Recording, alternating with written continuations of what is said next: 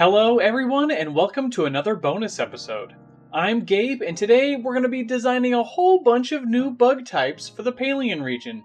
Some weird designs, some fun designs, and one that everyone has been asking for. Before we get into the design process, I just want to give a huge thank you to everyone who stepped up and gave suggestions. I got so many and they were all fantastic. Okay, what's first?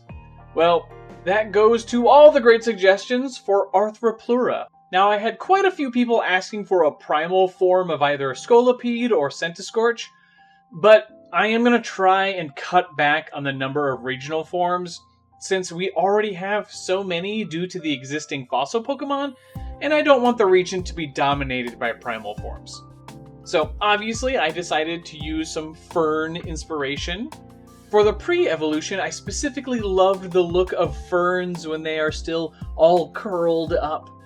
I was able to use the slightly unfurled fern sections for feet and ended up with a pretty nice silhouette right away.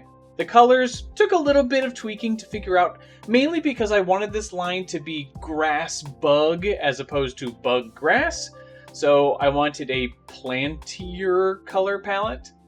But anyway, here is Fernanto, the curled leaf Pokemon. Tracks left by this shy Pokemon were first suspected to be a massive multi-legged ancient Pokemon. Modern researchers know that Fernanto travel through the forest in long lines, leaving a mass of footprints behind them. Their leafy arms and antennae are quite fuzzy, and they use all of them when giving hugs to their trainers. Its ability is Leaf Guard, so that means the Pokemon cannot get any status ailments when it is sunny out. Oh, also I have to thank the lovely Erin for the name. She said it as a joke, but I loved it so much that we're just gonna keep it Fernanto. Okay, so let's have our little fern evolve into a big Arthropleura. And since the pre-evolution liked to march about, our Arthropleura is gonna have a kind of military-esque helmet. And it took quite a bit of tweaking to land on leaf plates that were, the right level of complexity while still reading as ferns. And I've got a couple of close friends who are particularly frightened of bugs, so I wanted to make sure that most of these designs landed on the friendlier end of the spectrum. And that's why this design in particular is the grass type. It has giant eyes and big fuzzy mandibles and antennae. In hindsight, the eyes are maybe a little too big. It breaks the scale, kind of, like Dragonair, where you see the size of its eyes and you make a judgment about how big that Pokemon is off of that, only to find out that it's actually a much larger Pokemon and it just has, giant plate-sized eyes. But anyway, here is Millimarch, the Leaf Armor Pokemon. This massive Pokemon enjoys burying itself in mounds of leaves on the forest floor. Millimarch are able to move with surprising speed using their numerous legs hidden beneath their hard leaf plates. They are quite playful and enjoy taking people and Pokemon for rides on their backs. Its ability is Overcoat, so the Pokemon is immune to residual damage from weather, so hail or sandstorm isn't going to affect it at all. I think these two do a good job of presenting a giant centipede in a very lovable way. Okay, up next, I've got two single-stage bug types that will have a bit of a rivalry, trying to hunt one another. So the first design is inspired primarily by a comment from Master of Dreams, where they brought up that the giant sizes of prehistoric insects in the past was mainly due to the increased oxygen levels in the atmosphere, and that could lead to a particularly fun inflated balloon bug. I'm combining that with the numerous suggestions I got to design something based on massive prehistoric spiders. So, we get to make a spider with a great big balloon booty, who is able to float about and drop down kind of like a claw machine to catch its prey. This also works pretty well as those early spiders didn't have the ability to make silk and webs, so this floaty strategy is a fun workaround to let it catch its prey. Oh, and not that it's related, but I couldn't resist not giving it Drifblim's colors for its shiny. This is Rachnoon, the Sky Claw Pokémon. Researchers were initially unsure how this Pokémon could have supported the weight of its body. Rachnoon fill their round bodies with warm air until they are buoyant enough to fly.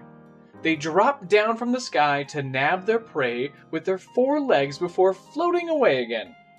It seems that they went extinct as they were often blown off course by strong breezes.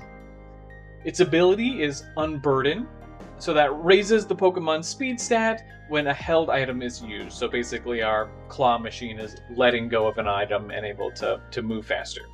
I think this design is a lot of fun, but let's see what Pokemon it has a rivalry with.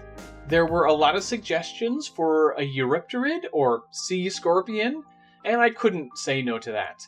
I really wasn't sure what to do with it until I looked at the list of Pokemon for the Palean region and saw that we are a little low on electric types. After that, I imagined our grumpy little sea scorpion using its pointy tail as a lightning rod.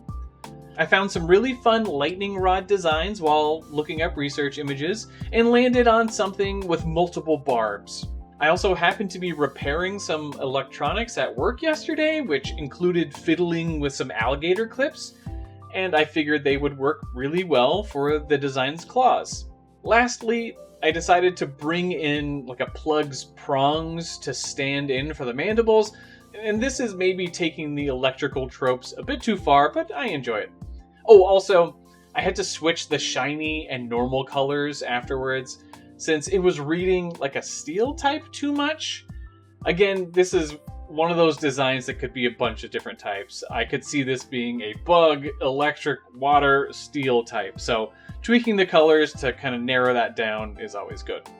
But here is Skaergion, the electric tail Pokemon. When this Pokemon is feeling tired, it seeks out thunderstorms and waves their tail in the air until it is struck by lightning. Skaergion prefer to spend their time in the water, using electric attacks to stun their prey. Trainers must be careful not to accidentally touch both of their claws at once, as it will lead to an uncontrolled shock. Its ability is, Lightning Rod, because it has a Lightning Rod tail, so all electric type moves are drawn to this Pokemon, and instead of getting damage, it gets a boost to its special attack. This Pokemon's electric typing lets it hit Rachnoon for super effective damage, but Rachnoon is able to retaliate with its flying type. Oh, and I know what you may be thinking, doesn't electric type resist flying type attacks? Well, it does right now, but I have something in the works that would involve rebalancing the whole Pokemon type chart. So look forward to that. But anyway, let's check out our last bug type line. I got a deluge of suggestions asking for Meganeura, this colossal prehistoric dragonfly. More specifically, people wanted to finally have a dragon bug type Pokemon.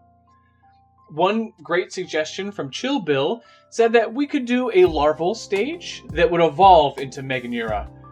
Originally, it was going to be bug water type until I found a fun way to bring the dragon typing in earlier. I took some serious liberties with the shape of a dragonfly nymph and turned it into the shape of a dragon head. This lets our little bug bluff its way out of conflicts by appearing much larger. This is Draneaux, the backwards Pokemon. This strange-looking Pokemon lays in marshes, attempting to appear as the head of a massive dragon-type Pokemon. Draneaux are quite skittish and flee as soon as they suspect their disguise has failed.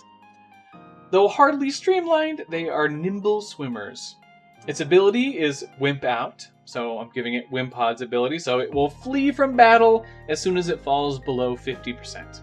Alright, let's see what our little trickster is able to evolve into. I wanted this design to look as though it could feasibly lead to both the Flygon and Yanmega lines. The toughest thing to avoid was having our Meganeura not just look like Yanmega, since Yanmega is pretty much a Meganeura anyway. Blending some elements from the two lines while giving it a more kind of basal appearance got us to a pretty good middle ground. Oh, and if you're curious why the Draneaux and this design's shinies are pink, That's because I remembered that Yanma is Candy Eevee's favorite Pokemon, and I decided to make it Candy Eevee's colors, just for fun. Also, these designs are Dragon Bug type. This is specifically because I'm trying not to repeat any typings exactly, and we will run into a Bug Dragon later in the region. But here is Draneura, the Dragon Bug Pokemon. Researchers suspect that this flying terror is the ancestor to both the Flygon and Yanmega lines. Draneura are able to pick up unsuspecting Pokemon with their sharp claws and powerful wings. Their focused lenses and unmatched eyesight lets them spot prey from miles away. And its ability is, well, Levitate. We gotta give Levitate to some Pokemon, so that just basically gives it flying immunities. And there it is, our Dragon Bug Pokemon. In fact, here are all of our new Bug Pokemon. I ended up doing a lot more designs than I originally intended, but I got such great suggestions that I couldn't help myself. Let me know which of these is your favorite. And with that, I'll see you in the next episode, where we will challenge the Flying type gym and meet our first new evolution for the region. See you then. Bye!